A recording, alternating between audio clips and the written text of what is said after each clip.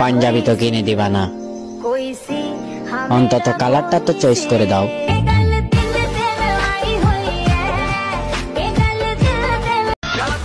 যেহেতু প্রেম করা হারাম, তাই রমজান মাসে অন্যের ব্রেকআপ করে দেওয়াটাই সওয়াবে কাম।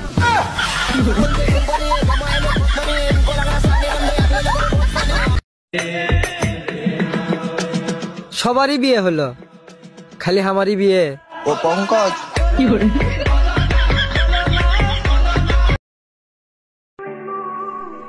না জানি কোন দোকানে ঝুলতাছে আমার ঈদের জামা, বেচা দিস ভাই, পাঞ্জামি কিনা দিছে আব্বা। আমার কি নিজের টাকা কম আছে নাকি? আমি কেন ফেসবুকে পোস্ট করবো? ঈদে শপিং করে দেওয়ার জন্য একটা তুমি চাই, পাঞ্জাবি গিফট করার জন্য একটা তুমি চাই। শালার বস্তির পোলাপান।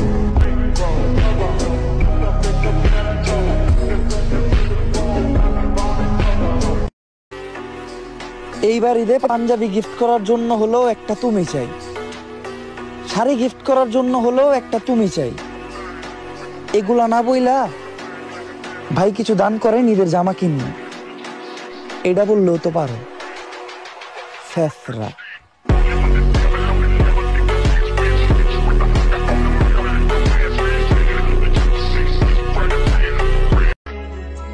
মেয়েরা বলে আমরা ছেলেরা নাকি বেঈমান।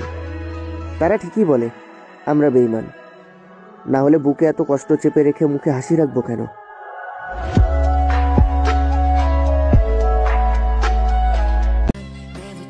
একটা সত্য কথা কি জানেন?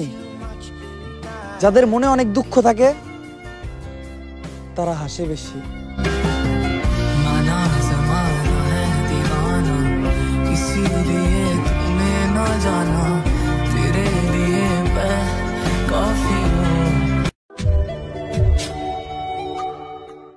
যদি রক্তের সম্পর্ক বিচ্ছিন্ন করে দেন হয়তো আফসোস হবে, এমন তো হতে পারে শেষ দেখা জানাজায় হবে।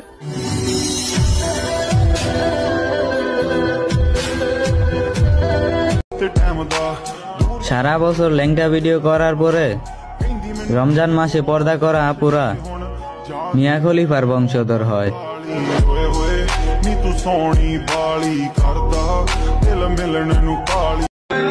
রমজানে এক বন্ধু আরেক বন্ধুকে পাঞ্জাবি গিফট করলে 70টা পাঞ্জাবি গিফটের সওয়াব মিলে। বন্ধু, তুই আমাকে একটা পাঞ্জাবি গিফট কইরা তাড়াতাড়ি 70টা পাঞ্জাবি গিফটের সওয়াব হাসিল কর।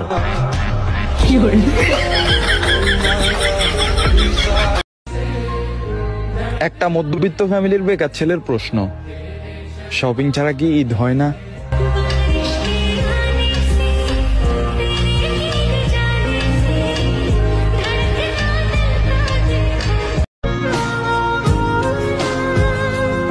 শোনো মেয়ে, ঈদে কোনো কারণে মন খারাপ করে থাকবা না। মেহেদি দিবা, সুন্দর করে জামা পরবা, আনন্দ করবা, পছন্দের খাবার খাবা। হতে পারে এটাই তোমার বাবার বাড়িতে শেষ ঈদ, তারপর চাইলেও এত জমিদারি করে ঈদ করতে পারবা না।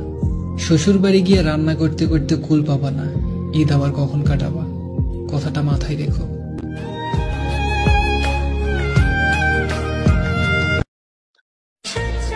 আমার কথা ছাড়ো, তোমাদের সবার অগ্রিম ঈদের দাওয়াত রইল, সেমাই খাইয়া যেও আমার ভালোবাসা নিয়ে।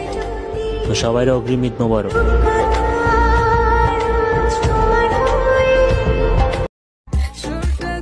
ঈদের দিন সারাদিন লাশের মতো ঘুমিয়ে থেকো না, তাড়াতাড়ি ঘুম থেকে উঠে সেজে গুজে পিক তুইল আর আমাকেও দিও, বুঝছো?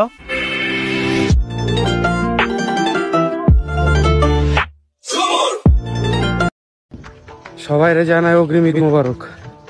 তোমাকে আই লাভ ইউ, আর শাশুড়ি আম্মাকে আসসালামু আলাইকুম। ধন্যবাদ।